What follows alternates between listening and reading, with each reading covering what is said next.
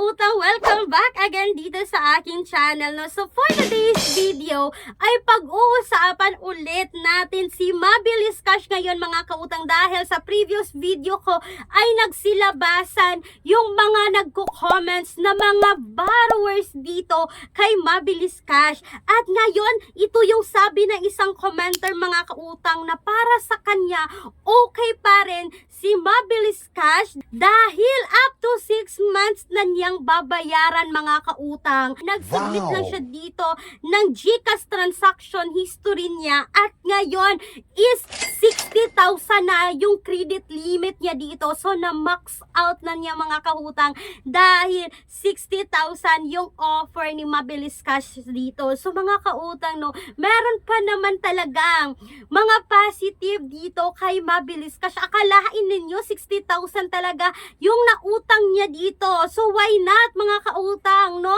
Pwede rin natin yang ma-achieve dito kay Mabilis Cash. At ito pa mga kautang, no? Sabi rin ng isang commenter na dati yung kanyang pinsan mga kautang is nakapag 6 multiple loans dito kay Mabilis Cash.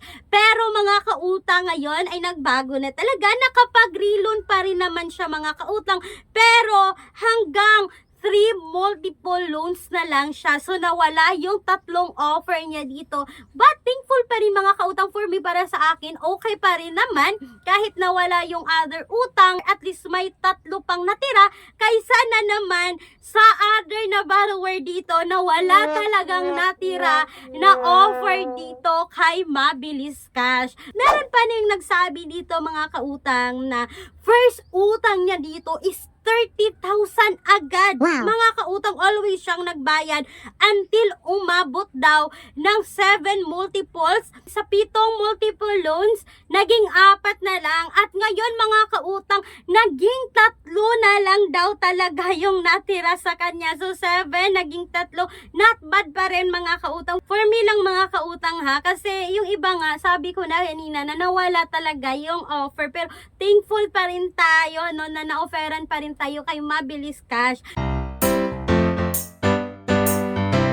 So mga kautang, ito lang talaga yung masasabi ko, no, na meron pang nakapag-utang dito kay Mabilis Cash. At yung isa nga, nag-submit lang siya ng GCash transaction history niya mga kautang at na-offeran agad siya, no, 60,000 na yung credit limit na bigay sa kanya talaga dito kay Mabilis Cash. So kung tayo dito ay meron namang offer ngayon, kung isa ka sa kanila ngayon mga kautang na nagbabayad pa ng loans dito kay Mabilis Cash, may isang commenter din nagsasabi na okay daw po na morning tayo magbayad kay Mabilis Cash, no? Huwag niyo papaubuti ng gabi or hapon mga kautang para makita pa na ma-evaluate pa yung payments natin kapag morning tayo magbayad dito kay Mabilis Cash.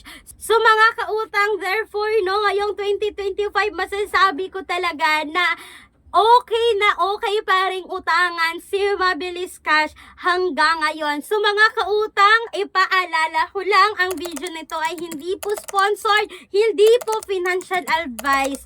So isa rin po ako sa borrower ni Mabilis Cash before na gustong gusto kong utangan talaga.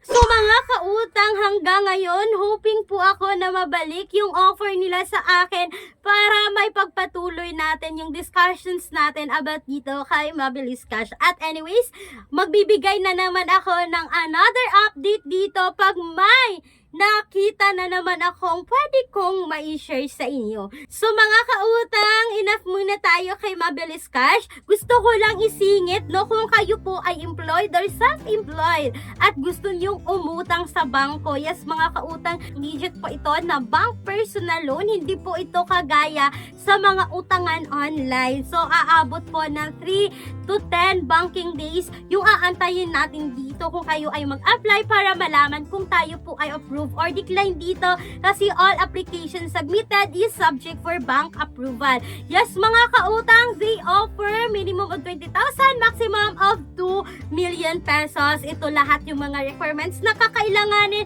at meron pong qualifications pagdating sa pag-utang dito. Kung kayo po ay employed at least 6 months or regular na po sa mga private company, kung kayo po ay nasa BPO o mga call center agent, at least kayo po ay 3 years sa current company na pinapasukan nyo. Kung kayo po ay mga private teachers sa mga private school, or kayo po ay mga doctors and nurses sa mga private hospitals, kayo po ay qualified na umutang dito. For more details, kindly email me right away, clariza@gmail.com. Sana po mga kautang ay nakatulong sa inyo itong quick review na to about dito kay Mabilis Cash at sa bank personal loan na ito. Once again, this is Clarice, ang inyong number 1 palautang. Dahil utang is life. Bye bye bye mga kautang!